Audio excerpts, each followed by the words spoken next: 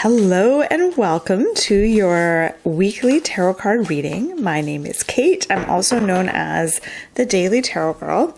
And today I'm using a special deck. I love this deck. It's called the Slavic Legends Tarot. It's a really exceptionally beautiful deck, so I'm excited to read for you with this deck today. So if you're new here, welcome. I post these weekly tarot forecasts every week, so please be sure to like and subscribe and leave me a comment if you feel inspired to. And if you are a returning viewer, welcome back. I'm so excited to do this reading for you. So we're going to see if we can just get a little bit of a snapshot or an overview of the week ahead and some of the themes, some of the energies, some of the opportunities, and some of the challenges that might come up for us over the next few days. All right, so let's dive in. Let's dive in and begin with the first card. So this is for the beginning of the upcoming week. So Monday, Tuesday-ish. And quite often the cards won't just apply to like Monday, Tuesday. Like this card is probably going to carry through for the whole week, but it might be felt most strongly in the beginning of the week. So we have the Fool, which is great because the Fool is the very first card in the major arcana. And it's such a first card that it's actually numbered 0. It's not number 1, it's 0. So it's even like before number 1. And that 0 is important. The 0, like think about drawing a 0 with your fingertip right now. That is like a portal. It's like a circle, like a portal that you can step into. It represents a space being held for what's to come. So it represents the unmanifested, the things that haven't happened yet, but this creating a space for those things to come into existence. So really powerful number, really powerful card. So the Fool is all about embarking on a journey, embarking on an adventure, and starting, like taking the first step or the first couple steps on a new path in a new direction. This can show up in your life in a really profound way, like you're starting a new job or you're moving to a new place. Or it can be more subtle, like maybe you've discovered a new hobby or you're just trying something new in a certain area of your life. So it doesn't have to be this big, profound thing. It can be something subtle as well. And the Fool asks you, in fact, the Fool invites you to be optimistic and be curious. The Fool always shows a young person and they're setting out on some sort of journey. And here we see a young person and this young person seems a little distracted. So he's walking along. He's like, ooh, a pretty flower. Like, ooh, I'm going to pick it. So this person is a little distracted. And what I get here is allow not all distraction is bad. Like pay attention to where your curiosity takes you. The things that draw your attention, the things that kind of light you up, paying attention to where those things lead can be really interesting. The other thing that stands out to me with this card is the exposed roots of the tree here. There is this uprooting, and whenever you embark on a new path or you set out on an adventure, or you try something new, there is a certain amount of uprooting that is needed. You can't like stay. Let's see, how do I explain this? Normally I'm always telling people to ground themselves and to get rooted and centered. But trying something new and getting out of your comfort zone and going on an adventure requires you to uproot yourself a little bit. It requires you to get a little ungrounded.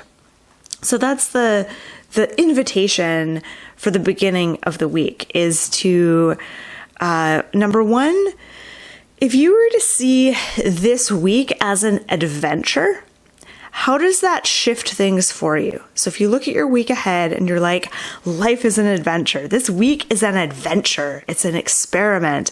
Like, how does that change things for you? You might get some new ideas. You might have a different feeling about the week ahead, or a different way that you want to approach it, or different things that you want to do or try when you think of this week like that, when you think of it as an adventure. And then the other thing with the Fool is, again, pay attention to your curiosity. Where is your curiosity taking you this week? What are you curious about this week?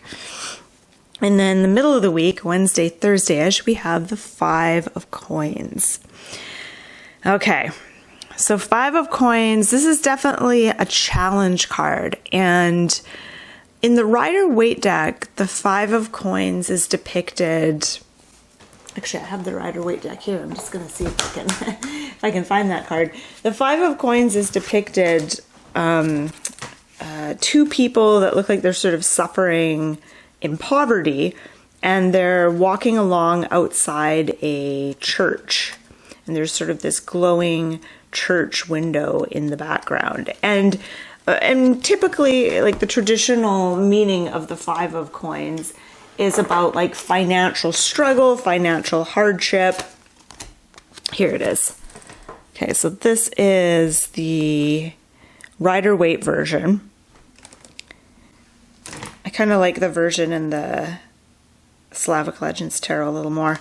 So traditionally this is about like struggling financially, feeling like there isn't enough to go around, or even struggling health-wise with health issues as well.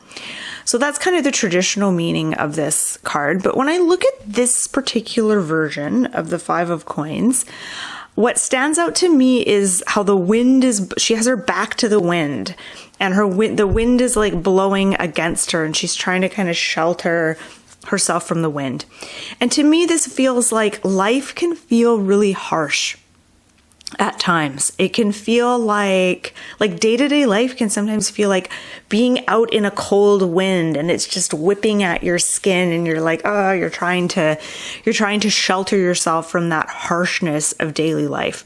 And so I feel like with this card, it's more of an acknowledgement that life can feel harsh sometimes. It's not easy. I don't think it's easy being a human being on planet Earth at this time, or really any time in history. It's never been easy. It's never been a good time. Every time period has its unique challenges, but it's never easy. There's a harshness to it. And the Five of Coins stands in stark contrast to the Fool. With the Fool, we have this almost a naive sense of optimism and a sunshiny, adventurous, curious attitude. And then that's quickly squashed by, getting out into the real world and experiencing the harshness of day-to-day reality. So I feel like what's going on here is that this week, this might be two things that you're really struggling to make sense of and balance out. Like, there's this side of you that is forever curious and childlike and optimistic and joyful and all of that. And then balancing that out with sometimes that facing those harsh realities of day-to-day life. It's hard to stay naive and optimistic and curious and joyful sometimes when we go through life. But let's see what the next card is. Four of Swords. All right. So you're at the end of the week, Friday, Saturday, Sunday. The Four of Swords is really an invitation for rest. And I feel like, we start the week off bright-eyed and bushy-tailed. We started off on a really high note. Midweek, we might start to feel kind of battered by the realities of daily life. And with the Five of Coins, I want to reiterate, this isn't like anything major or terrible happening. It's like just the day-to-day responsibilities and stuff that you have to think about in daily life start to feel kind of exhausting sometimes. Or kind of challenging. And then we get to the Four of Swords, and here is a bear hibernating underground. Now, what's really interesting to me is we have roots in the first card and the last card. So remember I talked about like uprooting yourself a little bit. And here we have roots that seem to be acting as like a form of protection. The bear is hibernating within those roots. It's like the roots of that tree are embracing the bear and creating a protective covering for him. So it might pay to uproot yourself and get a little ungrounded at the beginning of the week, but not too much, because this heavy wind comes, and if you're totally uprooted, you're going to get knocked over. The woman in this card is not getting knocked over, though. She is withstanding this heavy wind with no problems. So that's important to note here. And then we get to the Four of Swords, and it's saying, you know what, end of the week, this weekend, take a rest. You've earned it. Take some time to recharge your batteries. And because this is the Four of Swords, and swords has to do with the mind, mental capacity, your thoughts, your ability to focus, it's really showing that it's your mind more than any other part of you that needs a rest this week.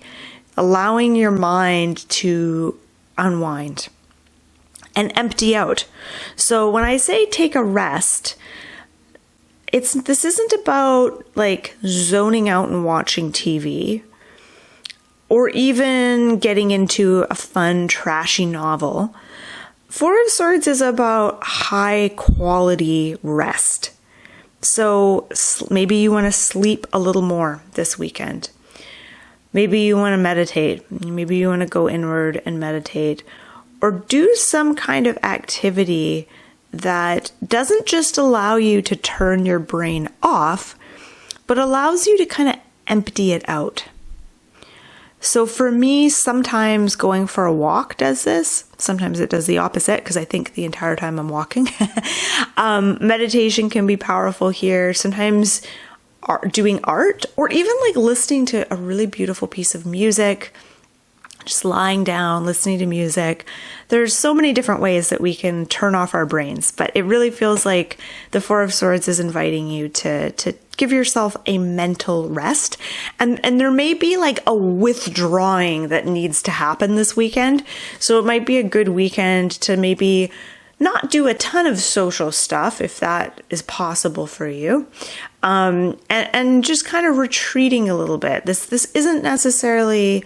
The weekend isn't necessarily the best time to connect with others or to get out there and socialize and have experiences. This is a really good time to move inward. And if you do have a busy weekend planned and you are doing a lot of social stuff, that's fine, but just give yourself a little space on the weekend to rest and go inward.